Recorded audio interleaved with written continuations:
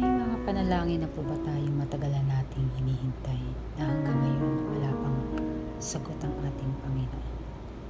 Kasi ang gusto ni Lord na aminin natin sa Kanya ang ating mga kahinaan habang umaharap tayo sa mga pagsubok sa buhay.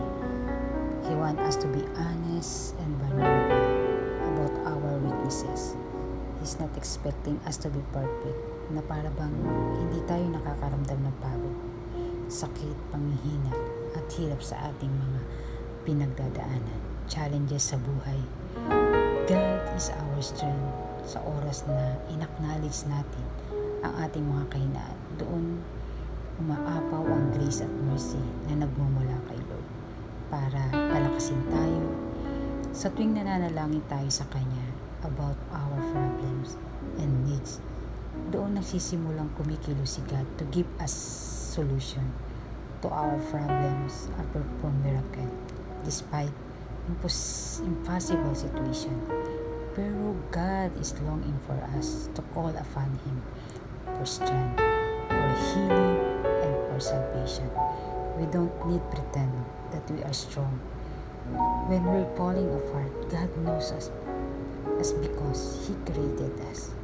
Kaya alam din niya kung paano niya tayo tutulungan kapag tayo nanghihina. Manalangin tayo ngayon. Heavenly Father, I came before you just I am. Wala po akong may tatago sa inyo. You know my thoughts and my motive. So God, I ask for forgiveness every time I can do things my way. Forgive me for the times I become impatient and my trust is failing. Strengthen me, make faith stronger, encourage me as I wait for the answer of my prayer. Panginoon, I cannot do anything without you. I choose to be with you and believe. Align my plans to your will.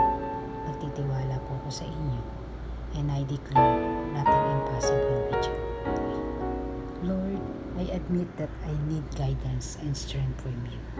Salamat po because I can find strength in your sa tuwing ako ay nangyayari.